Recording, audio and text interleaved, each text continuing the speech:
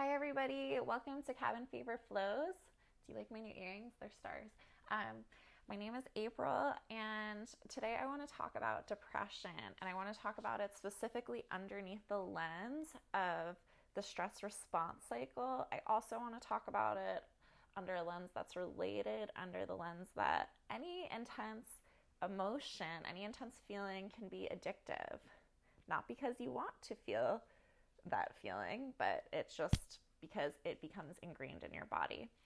So we'll talk about the stress response cycle. We'll talk about emotions being addicting, intense feelings being addicting, and we'll also talk about ideas on management of depression. I like the idea of thinking about depression as one of the responses to stress because I think it gives a bit of an interesting perspective that you can use.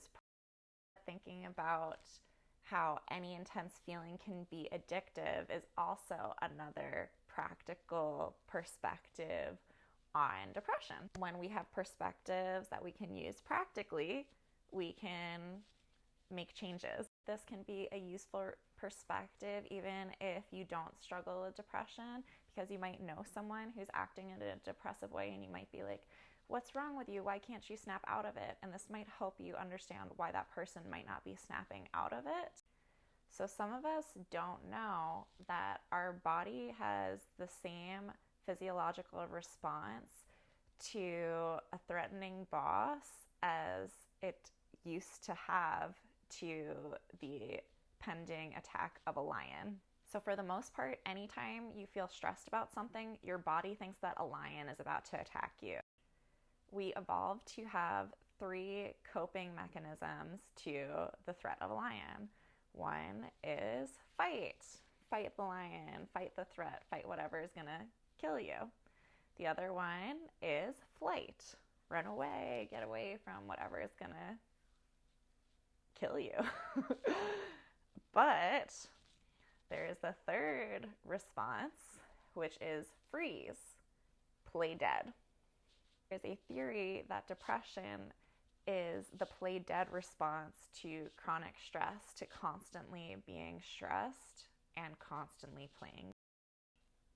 So I think it's important to think about what would make something play dead. Animals play dead when they feel trapped. It's when you think that you can't win against your stressor.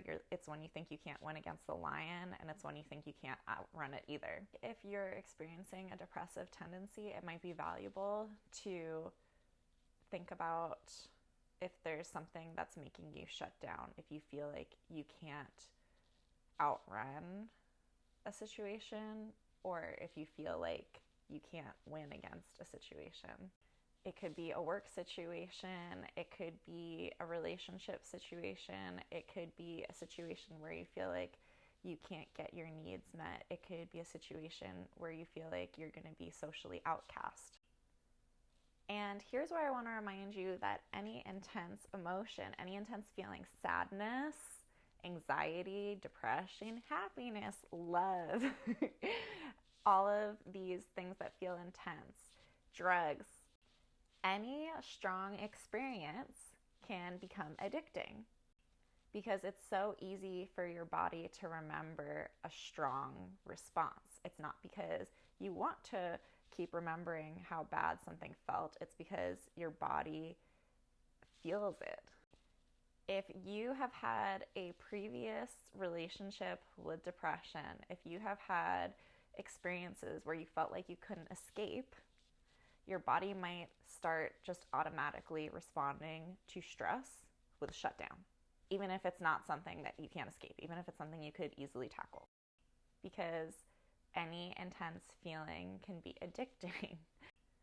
So you might want to start thinking about, have I been in a situation before, even if it's not right now, where I started shutting down because I felt like I couldn't escape a stress? Another possibility is that a parent figure, a caregiver in your young ages when you were developing, that was their stress response and you may have learned it.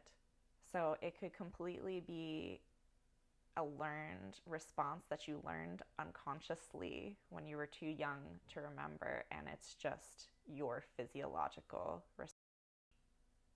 So I wanted to bring this up because I hope that if you understand this and you didn't understand it before, it might help you give yourself a bit more compassion for when you're being hard on yourself for being depressed because you didn't know.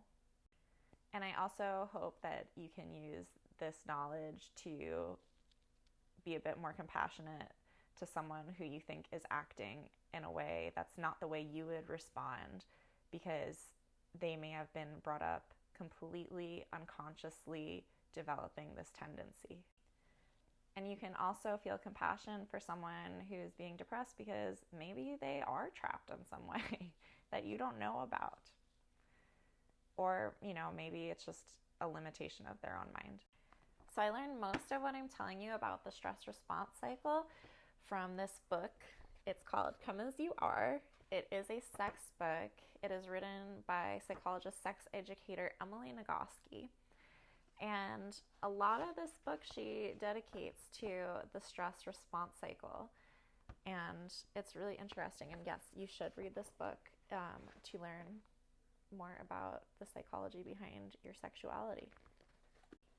She has a passage about the freeze response that I want to read to you. So she says, suppose the stressor is one that your brain determines you can't survive by escaping and you can't survive by conquering. You feel the teeth of a lion bite into you from behind.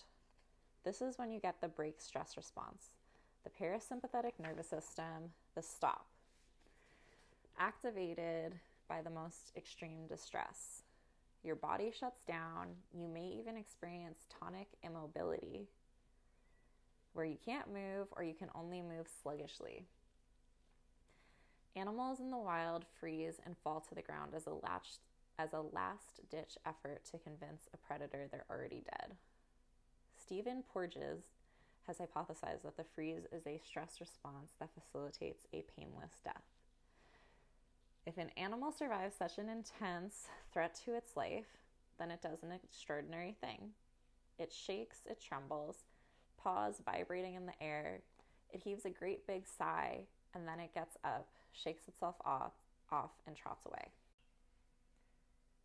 So far we've only talked about the 3 different kinds of responses to stress, but there's 3 different steps to completing the stress response cycle. 3 possible reactions, but 3 steps to completing the cycle. So the reactions fall in step 2.